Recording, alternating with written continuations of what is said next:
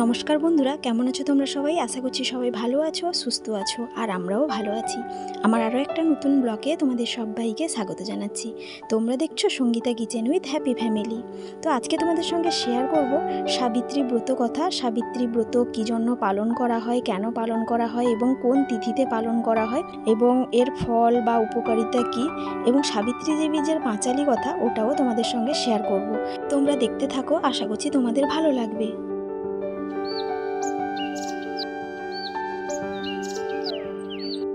তো আজকে হচ্ছে সাবিত্রী ব্রত। তো আমি গত বছর সাবিত্রী ব্রত বার করেছিলাম, তো এই বছরও রেখেছি। আর ওয়েদারটা দেখতেই পাচ্ছ, একেবারে বাজে ওয়েদার। গতকাল রাত্রিবেলায় যেহেতু বৃষ্টি হয়েছে, তো তার জন্য ওয়েদারটা খুবই খারাপ। কিন্তু ঠাকুরকে ডেকেছিলাম যেন আজকে বৃষ্টি না হয়, না হলে কিন্তু সমস্যা হয়ে যাবে।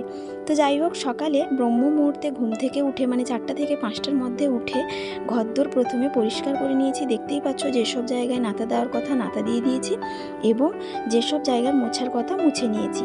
তারপর গঙ্গা জলে স্নান করেছি, মানে একটুখানি মিশিয়ে, আমাদের তো এখানে গঙ্গা নেই তো তার জন্য। তারপর এই যে ধোয়া কাপড়টা দেখতে পাচ্ছ, এটা আমি গতকাল ধুয়ে রেখেছিলাম, তো ধোয়া কাপড়টা পরেছি। আর এটা আমার বাবার বাড়িতে দিয়েছে।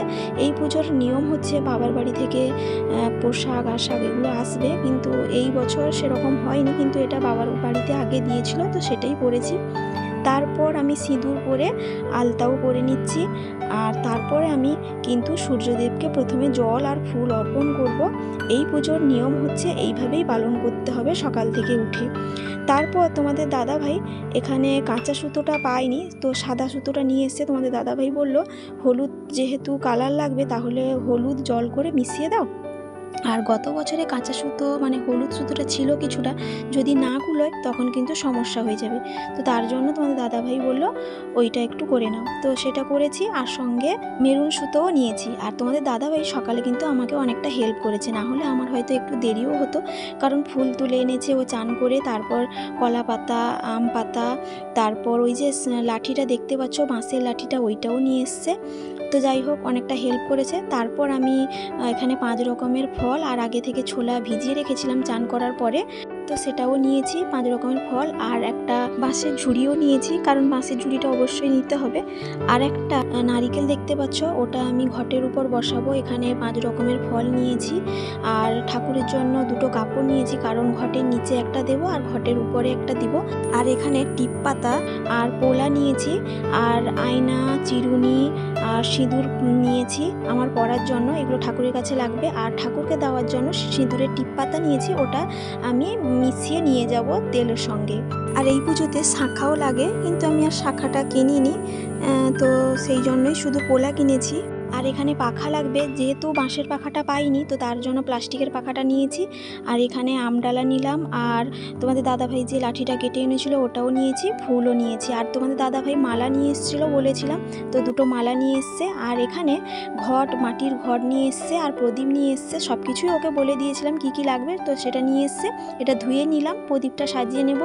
আর এখানে কাঁচা সুতো আর মেরুন সুতো নিয়েছি। মেরুনটা হচ্ছে লাল কালারের, কাঁচা সুতো হচ্ছে হলুদ কালারের। এইটা আমি কিন্তু বটগাছে 7 বার বা 5 বার বা 11 বার, যে কোনো একটা বিজোড় সংখ্যা ধরে বটগাছে ঘুরিয়ে বেঁধে দেব। আর এখানে আমি একটা লাল সুতো নিয়েছি, তার মধ্যে 7টা দুর্ব আমি গিঁট মেরে নেব, সেটা পুজোতে লাগবে, পুজোর পরে আমি সেটা পরব, তো সেটা নিয়েছি। আর এখানে পুজোর জন্য দুর্ব ঘাস লাগবে, সেটাও আলাদা করে আমি নিয়েছি 21টা। আর এখানে সরিষার তেল নিয়েছি। প্রদীপটা এখানে সাজাচ্ছি না, কারণ তেলটা পড়ে যেতে পারে, তো সব কিছু আমি গুছিয়ে নিচ্ছি। ওখানে বটগাছে গিয়ে আমি ওখানে সাজাবো। আর এখানে ধূপও নিয়েছি। আর গতকাল রাত্রিবেলায় যেহেতু বৃষ্টিটা হয়েছিল, প্রচণ্ড পরিমাণে চিন্তায়ও ছিলাম, কারণ আজকে যদি বৃষ্টি হয় তাহলে কিন্তু বটগাছের কাছে গিয়ে পুজো করাটা সমস্যা হয়ে যাবে। আর কি বলতো, দূরে গিয়ে একটু করতে হয়, তো মানে আমার বাবার বাড়ির পাশে গিয়েই আমি বটগাছে পুজোটা করব, এখানে করব না, কারণ এখন বাদামের সিজন চলছে, তো অনেকেই থাকেন, একটু খারাপও লাগে। আর বটগাছের কাছে সবাই বাদামের কাজ টাজ করেন, সেই জন্য আর এখানে যাব না বাড়ির পাশে, তো আমার বাবার বাড়ির পাশে যে বটগাছ আছে ওখানেই যাব।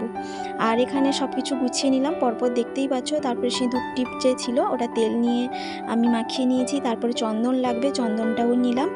তো এখন সব কিছু ব্যাগের মধ্যে গুছিয়ে ওই বটগাছের কাছে নিয়ে যাব। তো এবার বলি, এই পুজোটা কবে পড়েছিল, এটা হচ্ছে বুধবার দিন হয়েছিল।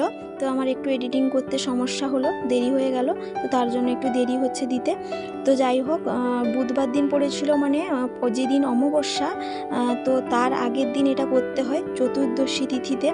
তো এবছর শুধু নয়, প্রতি বছরই কিন্তু চতুর্দশী এবং ফলহারিণী কালী পূজা অমাবস্যা দুটোই কিন্তু একদিনেই পড়ে, কারণ কালী পুজো তো রাত্রিবেলায় হয়, তো অমাবস্যাটা কিন্তু বিকেলবেলায় ঢুকে যায় তো বেশিরভাগ ক্ষেত্রেই, তো তার জন্য একই দিনেই পড়েছে। তো যাই হোক, সব কিছু আমি গুছিয়ে এখন যাচ্ছি ওই বটগাছের কাছে, মানে যেখানে বাবার বাড়ির পাশে বটগাছ আছে ওখানে। আর তোমাদের দাদাভাই খেয়ে অফিস যাবে, তো ওর জন্য ছোটদাকে বলেছি রান্না করার জন্য বৌদিকে বলতে, তো ওখানে বৌদি রান্না করে রাখবে। আর এই যে দেখতে পাচ্ছ বটগাছের কাছে চলে এসেছি, তো সব কিছুই আমি বের করে সাজিয়ে নিয়েছি। আর ঘটের মধ্যে আমি জল ভরে নিয়ে এসেছি, আমডালা দিয়েছি, নারিকেল উপরে দিয়েছি, আর নিচে কিন্তু আমি কলা পাতার দিয়েছি, তারপরে কিন্তু একটা কাপড় দিয়েছি। গত বছর আমার একটু ভুল হয়েছিল, তো তার জন্য এবছর আমি ঠিকঠাক করে পুজো করার চেষ্টা করছি। আর একটু ক্যামেরাটা ডিস্টার্ব হয়েছিল, তোমাদের দাদাভাইকে বললাম যে দেখতে ঠিকঠাক হচ্ছে কিনা, কারণ ও তো সেরকম ক্যামেরা ট্যামেরা করে না, ওরও পছন্দ নয়। আমি স্ট্যান্ডটা একটু বসিয়ে এখানে পুজো করছি, তো তোমাদের দাদাভাই একটু ঠিক করে দিল। তো যাই হোক, এখন আমি সিঁদুর ঘটের মধ্যে লাগিয়ে নিলাম, তারপর ওই নারিকেল যে বসিয়েছি নারিকেল আর আমডালার মধ্যে লাগিয়ে নিলাম, তারপর এখানে আমি বটগাছেও দিয়ে দিচ্ছি। তোমরা পুজোটা দেখতে থাকো, আশা করছি তোমাদের ভালো লাগবে। আর অনেকের হয়তো কাজেও লাগতে পারে, কারণ এটা সন্তান এবং স্বামী দুজনের জন্যই করা। তো যদি কারোর কোনো সমস্যা থেকে থাকে তাহলে কিন্তু এই পুজোটা করলে অনেকটা উপকৃত হওয়া যায়। তো যাই হোক, আমাকে একজন পুজো করতে বলেছিলেন, তো তার জন্য গত বছর পুজোটা আরম্ভ করেছি। আর এটা আমি সন্তান এবং স্বামীর জন্যই করছি, কারণ তোমাদের দাদাভাই গত বছর ও অসুস্থ ছিল, তো তার জন্য একজন করতে বলেছিলেন, তো সেই জন্যই পুজোটা তুলেছি। তো যাই হোক, যার যেরকম ইচ্ছে সে সেটাই করছে, অনেকে নাও করতে পারে।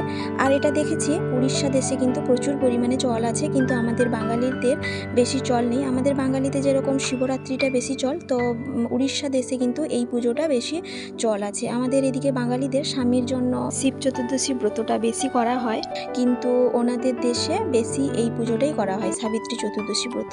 তো যাই হোক, দেখতেই পাচ্ছ কিভাবে আমি সাজিয়ে নিচ্ছি। আর তোমাদের দাদাভাই যে ফুলের মালা নিয়ে এসেছিলো ওটা আমি ঘটের মধ্যে দেব, আর বটগাছে একটা দেব। আর বাবার বাড়ি থেকে একটা যে কাপড় পেয়েছিলাম অন্য কারণে, তো সেটাই আমি ধুয়ে পরেছি, মানে ওটা বড়দার বাড়িতে দিয়েছিল। আর ছোটদার বাড়িতে যে কাপড়টা দিয়েছিল ওটা আমি পুজোতে লাগিয়েছি, ওটা পুজোর পরেই পরা হবে। আর এই পুজোতে কাপড়টা বাবার বাড়ি থেকেই দিলেই কিন্তু পরা হয়। তো যখন আমি দাদাকে ফোন করি, মানে বৌদিকে ফোন করি, তখন কিন্তু দাদা বৌদিরা বেরিয়ে পড়েছে বাবার বাড়িতে যাবে বলে। আর ছোটদাকে বলিনি, কারণ ছোটদা নতুন একটা মেশিন কিনেছে, তো অনেকটা খরচও হয়ে গেছে, তো তার জন্য আর বলা হয়নি। আর ভাবলাম যে দুটো যেহেতু কাপড় আছে, দুজনের বাড়িতে দিয়েছিল, সেইটাই আমি পুজোতে দিয়েই কিন্তু করব, তো সেই হিসেবে আর বলা হয়নি। তো যাই হোক, তোমরা পুজোটা দেখতে থাকো। তো এবার তোমাদের সঙ্গে শেয়ার করব সাবিত্রী দেবীর ব্রত কথা, মানে কেন এই ব্রতটা পালন করা হয়। তো কয়েকদিন আগে আমি গত বছরের সাবিত্রী দেবীর যে পুজোটা করেছিলাম সেটা আমি দিয়েছিলাম, কিন্তু তাতে সবটা বলতে পারিনি। তার কারণ হচ্ছে এই ব্লগটা অনেকটা বড় হয়ে যাবে, তো তার জন্য তো এই ব্লগে ভাবলাম যে ওই কথাটা শেয়ার করা যাক, কারণ এই ব্লগটা একটু বড় করেছি, তো তার জন্য। আর বন্ধুরা, প্রতিদিনের মতো আবারও বলছি, আমার এই ব্লগটা কেমন লাগছে অবশ্যই কমেন্ট করে জানাবে। যদি কোথাও একটুকু ভালো লেগে থাকে একটা লাইক দিতে ভুলো না। আর যারা এখনও সাবস্ক্রাইব করোনি প্লিজ একটা সাবস্ক্রাইব করার অনুরোধ রইল। আর যারা অলরেডি সাবস্ক্রাইব করে দিয়েছো তাদেরকে অসংখ্য অসংখ্য ধন্যবাদ। তো এবার বলি এই সাবিত্রী ব্রত কেন পালন করা হয়।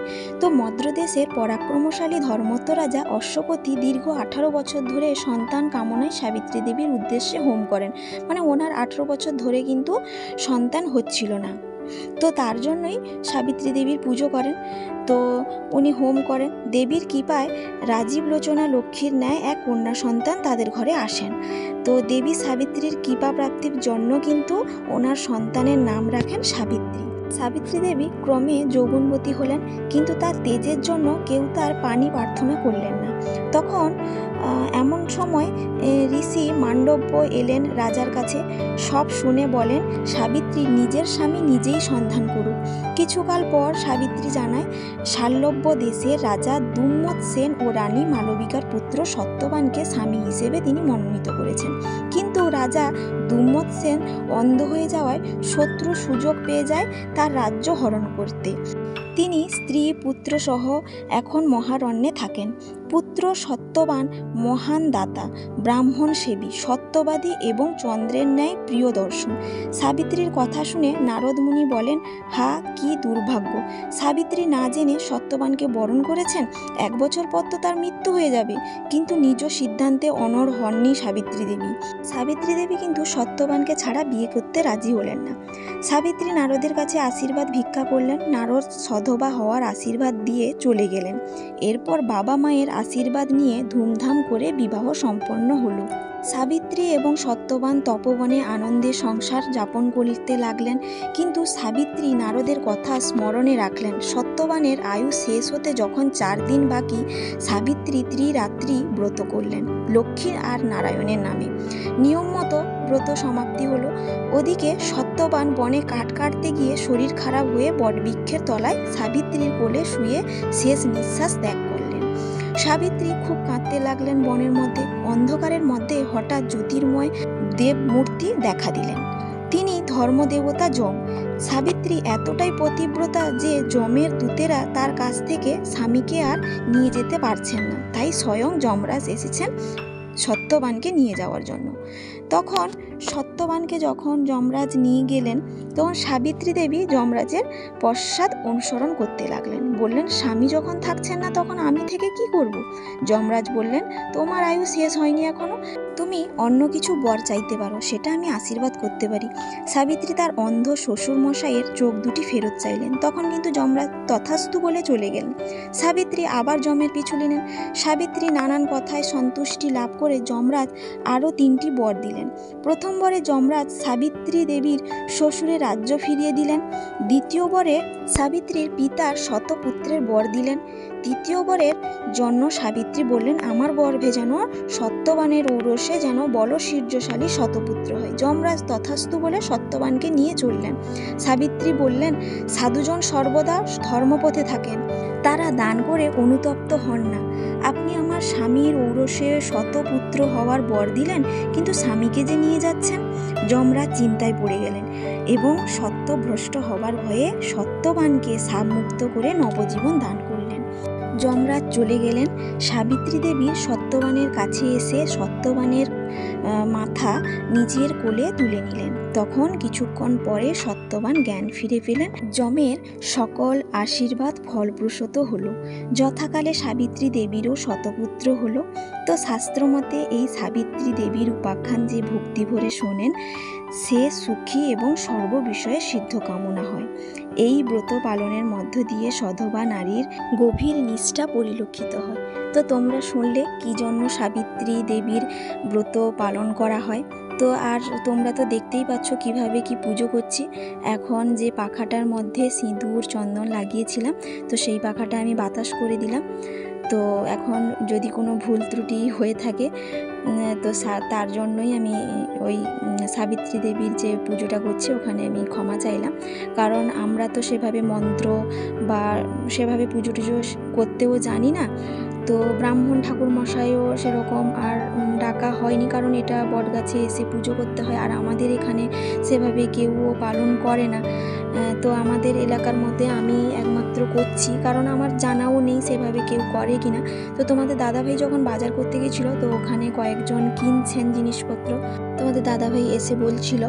তো সেই থেকে জানতে পারলাম যে হয়তো কিছু কিছু জন করে থাকেন স্বামী এবং সন্তানের মঙ্গল কামনার জন্য। আর এই পুজোটা কিন্তু আমাদের গ্রামের মধ্যে আমি একমাত্র পুজোটা করছি। তো যাই হোক, পুজোটা তো দেখলে কিভাবে কি করলাম, যতটা পেরেছি করেছি, এইভাবেই করে থাকি। গত বছরও এইভাবেই করেছিলাম, আর এই বছর এইভাবেই করলাম। তো এইভাবেই হয়। আর এখন আমি ওই কাঁচা সুতো আর মেরুন সুতো 7 বার করে পাক দিয়ে এবং স্বামী এবং সন্তানের মঙ্গল কামনা করছি। তো এখন কাঁচা সুতোটা আমি 7 বার পাক করে নিয়েছি, ওটা হিসেব করে আমি গিট বেঁধে দিলাম। আর মেরুন সুতো আমি 7 বার ঘুরে গিট বেঁধে নেব। আর তোমাদেরকে আরেকটা কথা বলা হয়নি, এই পুজোতে যা যা জিনিস লাগছে মানে ফল, মিষ্টি, ছোলা, এই সব জিনিস কিন্তু যে পুজো করবে সে কোনো দিনই খাবে না। এটা বাড়ির লোকেরা খেতে পারে, মানে প্রসাদ হিসেবে মিষ্টি আর ছোলা। আর 5 রকমের যে ফল নিয়েছি ওটা কিন্তু আমি পরের দিন ঠাকুরমশাইকে ডেকে দান করব। আর ঠাকুরমশাইকে ডাকা যখন হবে তো এমনি তো আর দান করা হয় না, তো কিছু মিষ্টি খাইয়ে তারপর আমি ঠাকুরমশাইকে দান করব, সেটা হচ্ছে পরের দিন। তোমরা এই ব্লগটা দেখতে থাকো, এই ব্লগে সব কিছু দেওয়া আছে। তো যাই হোক, মেরুন সুতো আমি 7 বার ঘুরে গিঁট বেঁধে তারপর আমি প্রণাম করে নিলাম। তো এখানে মোটামুটি পুজোটা শেষ, কিন্তু এরপরে আমি সাবিত্রী দেবীর যে পাঁচালী কথা ওইটা পড়ব। তো তোমাদের দাদাভাইকে বললাম মোবাইলটা দিতে, কারণ পাঁচালী বই আমি আনিনি, গত বছরও মোবাইলে পড়েছিলাম, তো এই বছরও মোবাইলে পড়ে নিচ্ছি। আর ভাবছি যে পাঁচালী বই একটা আনবো এরপর থেকে, কারণ প্রতি বছর যখন পুজো করব তখন কিন্তু মোবাইলেও পড়া সম্ভব নয়। তো বই হলে কি বলতো, সবটা জানা যায় এবং সেই অনুযায়ী পুজোটাও করা যায় এবং পাঁচালী কথাটাও পড়া যায়। তো যাই হোক, পুরোটা দেখানো সম্ভব নয়, তো তোমাদেরকে কিছুটা দেখিয়ে দিলাম। তো পুজো এখন শেষ হয়ে গেছে, তো আমি সমুকে বললাম প্রণাম করতে, আর তোমাদের দাদাভাইও প্রণাম করে নিল। তো সমু তো প্রণাম করতে চাইছিল না। তো যাই হোক, এখন যাচ্ছি আমার ছোটদার বাড়িতে, কারণ তোমাদের দাদাভাই খেয়ে অফিস যাবে, তো ওখানে রান্না করতে বলেছি বৌদিকে। তো তার জন্যই এই যে ছোটদার বাড়িতে এসেছি। আর সমু তো এসে প্রথমেই সামনের দিকে চলে যাচ্ছে, আর এসেই দেখছি কি 2টো শালিক। কিন্তু এর মধ্যে একটা সমস্যাও হয়েছে, তোমাদের দাদাভাইয়ের গাড়ি লিক হয়ে গেছে, ওটা আবার সারাতে যাবে ও। তো যাই হোক, তো দাদা বাড়িতে এসে প্রথমে আমি তোমাদের দাদা ভাইয়ের পাটা ধুয়ে দিলাম। তো এই পুজোর এটাও নিয়ম আছে। তো পাটা ধোয়ার পরে প্রণাম করে নিলাম আর মুছেও নিয়েছি গামছা দিয়ে। তারপর তোমাদের দাদা ভাইকে বললাম একটু সিঁদুর পরিয়ে দাও। তো সিঁদুর, শাঁকা পলা এগুলো যে লাগে, এগুলো কিন্তু স্বামীর হাত দিয়ে পরতে হয়। তো তোমাদের দাদাভাইকে বললাম যে ঠিক করে দাও। তোমাদের দাদাভাই বলছে তুমি আমাকে বলছো কেন, আমি যেরকম পরাচ্ছি সেই রকমই পরে নাও। তো যাই হোক, ওকেও একটু ঠাকুরের সিঁদুর পরিয়ে দিলাম আর বললাম আমাকে পোলা আর ওই যে 7টা দুর্ব দিয়ে লাল ডুরির মধ্যে 7টা গিঁট বেঁধে রেখেছি, ওটা পুজোতে লেগেছিল, তো ওটাও পরিয়ে দিতে বললাম। আর পোলার মাপটা আমি দিইনি, তোমাদের দাদাভাই আঞ্জার মতো নিয়ে এসছে, তো আমি বললাম যে পরিয়ে দাও, ঢুকে যাবে। তোমাদের দাদাভাই বলছে না, ও তো ঢুকতে পারে। তো যাই হোক, ঢুকে গেছে, কোনো সমস্যা হয়নি। আর ওই যে দুর্ব 7টা গিঁট বেঁধে রেখেছিলাম লাল ডুরির মধ্যে, তো ওটাও বেঁধে দিতে বলছি একটু হাতের মধ্যে। তো তোমাদের দাদাভাই এইসব সেরকম করে না যদিও, তো বাধ্য হয়ে করতে হচ্ছে ওকে। তো এবার কিন্তু এখনকার মতো সব কাজ শেষ, আবার সন্ধ্যাবেলায় কিন্তু অনেক কিছু কাজ আছে। তো তারপর বৌদিকে বললাম যে ওকে ভাতটা বেড়ে দাও, কারণ ও আবার অফিস যাবে। তো এসে যখন দেখি বৌদি অনেক কিছু তরকারি রান্নাবান্না করেছে। এখানে নকশা বুড়ি ভাজা করেছে, বেগুন ভাজা করেছে, তারপরে ঢ্যাঁড়স ভাজা, আলু ভাজা, আর বৌদিকে বলছে একটু আলুটা কম দাও। আর এখানে ডাল হয়েছে আর আলু পটলের তরকারি করেছে, আর সঙ্গে আমও দেবে বলছে। তো বৌদিকে ফোন করে বলেছিলাম যে বেশি ভাজাভাজি করবে না, একটা জুস তরকারি করবে। তো বৌদি কিন্তু অনেক কিছু রান্নাবান্না করেছে। আর এই যে তোমাদের দাদাভাই অফিস যাবে বলে এখানে ভাত খেতে বসে গেছে, আর সমুও একসঙ্গে ভাত খেয়ে নিচ্ছে, কারণ সমু তো তার বাবার সঙ্গে বেশিরভাগই ভাতটা খায়। আর বৌদি কিছু তরকারি বাকি ছিল সেগুলো দিয়ে যাচ্ছে। আর তোমাদের দাদাভাই বলছে যে এতগুলো তরকারি করেছো কেন, এমনিতেও সেভাবে আমি বেশি কিছু খাই না, তো সাবধানে খেতেও হয়। তো যাই হোক, ওদিকে তোমাদের দাদাভাই আর সমু খাচ্ছে, আর বৌদিকে বললাম যে হাত পা ধুয়ে আসো, আমি একটু সিঁদুর পরিয়ে দেব, আর আমাকেও একটু সিঁদুর পরিয়ে দিবে। এই পুজোর নিয়ম এটাও আছে, পুজোর শেষে সধবা নারীদের সিঁদুর পরিয়ে ওদের কাছ থেকেও সিঁদুরটা পরতে হয়। আর যেখানে পুজো করেছিলাম ওখানে একজন দিদা ছিল, ব্রাহ্মণ দিদা, তো ওনাকেই কিন্তু আগের বছরও আমি সিঁদুর পরিয়েছিলাম, উনিও আমাকে একটু সিঁদুর পরিয়ে দিয়েছিলেন। তো এবছরও ওনাকে পরিয়ে দিয়ে এসেছি, তারপর বৌদিকে পরালাম। তো এখন যাচ্ছি বাড়ি। আর বাড়িতে এসে এখানে ছোলা আর সাবু ভিজেছি, কারণ সন্ধ্যার সময় খাবো আমি। আর যে ফলগুলো ধোয়া ছিল না সেগুলো ধুয়েও আমি সাজিয়ে রেখে দিলাম। তো এখন হচ্ছে বন্ধুরা সন্ধ্যের সময়, তো এর পুজোর নিয়মও আছে এইটা। আর সন্ধ্যার সময় সন্ধে দেওয়ার পর লক্ষ্মীনারায়ণের আরতি করার পরে তখন কিন্তু আমি বারটা ভঙ্গ করব। তার আগে কিন্তু আমি কিছু খাবো না। তো যে শাড়িটা আমি পুজোতে দিয়েছিলাম সেই শাড়িটা কিন্তু আজকে পরতে হয়। তো সেই শাড়িটা আমি পরে তারপর সন্ধ্যা দিচ্ছি। তো লক্ষ্মীনারায়ণের কাছে আমি সন্ধ্যা দেওয়ার পরে তারপর ওই যে পাঁচালি কথা, ওটা যে আমি পুজোর সময় পড়েছিলাম ওইটা এখনও পড়বো আমি। তো বইটা আনবো ভাবছি, কারণ বই ছাড়া মোবাইলেও সবসময় সব পুজো করা যায় না। তো এখন একটু আমি ওই পাঁচালি কথাটা পড়ে নিচ্ছি। তো পাঁচালি কথাটা পড়ে তারপর আমি ঠাকুরকে প্রণাম করে নিচ্ছি।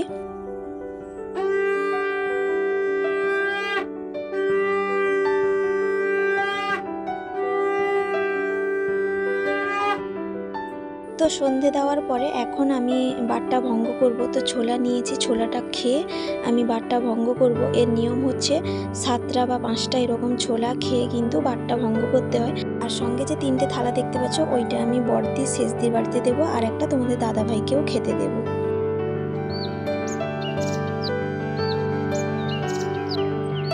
তো এটা হচ্ছে পরের দিন সকালবেলায়। তো সকালে নিত্য কাজকর্ম শেষ করে চান করে ঠাকুরের কাছে পুজো করলাম, লক্ষ্মীনারায়ণের কাছে আর বাড়িতে যেসব ঠাকুর আছে তো সবার কাছে পুজো করে নিয়েছি। আর আজকে যেহেতু বৃহস্পতিবার ছিল তো তার জন্যই নাতা দিয়ে ভালো করে পুজোটা করেছি। তো এরপর যে ঠাকুরমশাইকে দান করা হবে তো তার জন্য একজন ছেলে এসছে ব্রাহ্মণ, তো ও আমাদের বাড়িতে পড়তে আসে। তো তার জন্য তোমাদের দাদাভাই ওকে ডেকে এনেছে। আর এখানে আমি 5 রকমের ফল নিয়েছি, আর তোমাদের দাদাভাইকে বলেছিলাম 5 রকমের মিষ্টি আনতে। তো 5 রকমের মিষ্টিও নিয়ে এসছে, আর একটা নিমকি নিয়ে এসছে। তো সেইগুলো আমি থালার মধ্যে সাজিয়ে নিচ্ছি, যেহেতু দান করব, না খাইয়ে দান করাটাও ঠিক নয় এবং মনটাও সেরকম সায় দেয় না। তো তার জন্যই তোমাদের দাদাভাইকে বলেছিলাম মিষ্টি আনতে। তো এইগুলো নিয়ে এসছে। তো এখন ওই ব্রাহ্মণ যে ঠাকুরমশাইয়ের যে ছেলে, তো ও পড়তে এসেছিলো, তো ওকে ডেকে এনেছে, তো ওকেই দান করা হবে। আর এই যে বাঁশের ঝুড়ি আর সঙ্গে 5 রকমের ফল আর কিছু টাকা দিয়ে আমি দান করব। তো দান করার পরে যেরকম খাওয়া দাওয়া হয় তো সেইভাবেই আমি খাওয়া দাওয়া করব। তো বন্ধুরা কেমন লাগলো অবশ্যই কিন্তু জানাবে, আর কারা কারা পুজো করো অবশ্যই কমেন্ট করে জানাবে। তো সবাই ভালো থাকবে, সুস্থ থাকবে, আবারও দেখা হবে।